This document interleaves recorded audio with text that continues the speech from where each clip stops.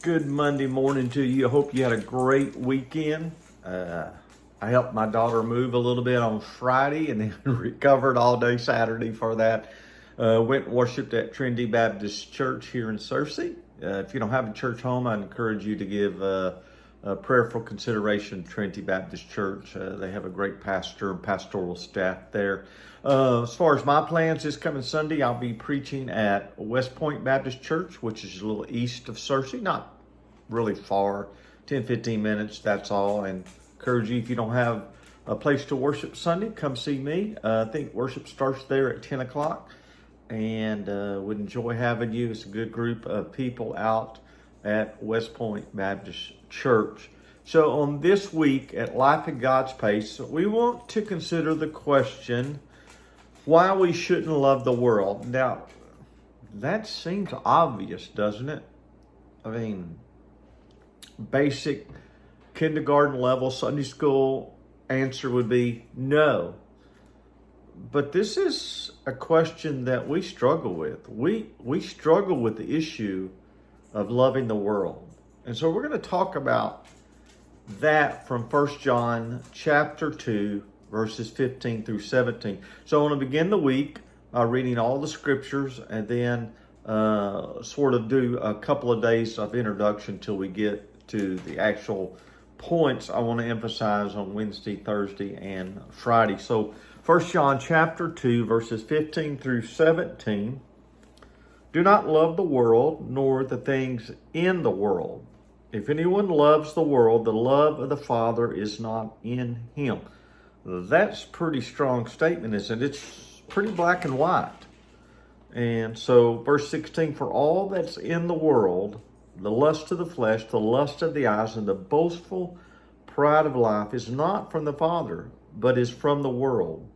The world is passing away, and also its lust. But the one who does the will of God lives forever.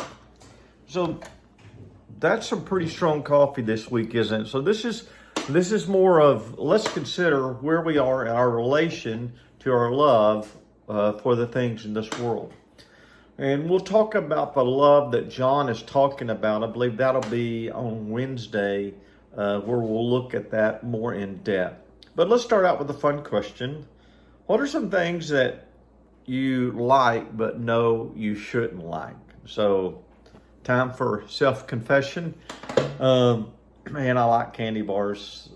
People used to think Paydays were my favorite candy bar, and they were. Snickers are always good. 100 Grand. Those are the top 3 bars that I like.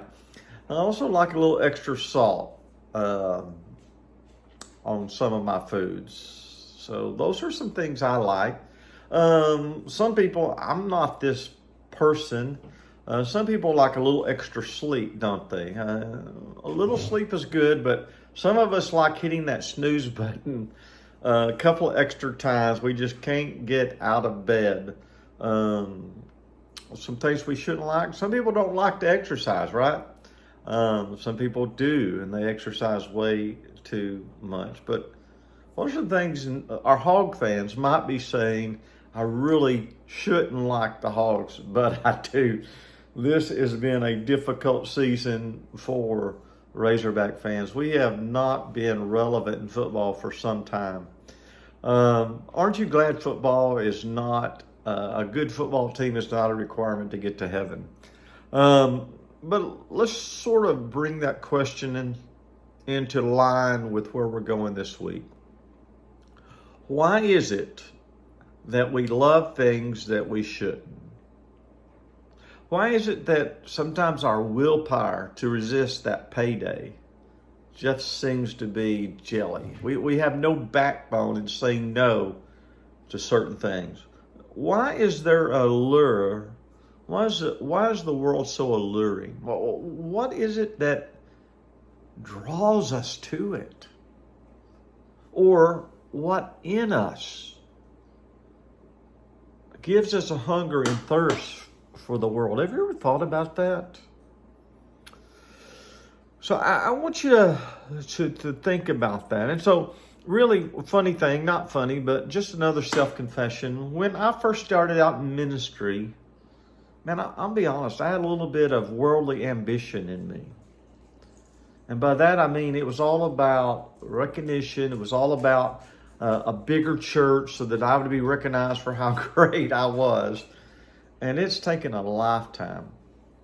In all seriousness, it's taken many, many years in ministry, burnout, difficulties I've had to really learn a lesson that we're just to be happy with the doors that God opens for us.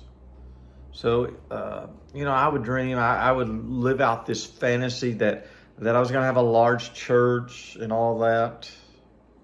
In reality, I was motivated by love for the world or for self-glory.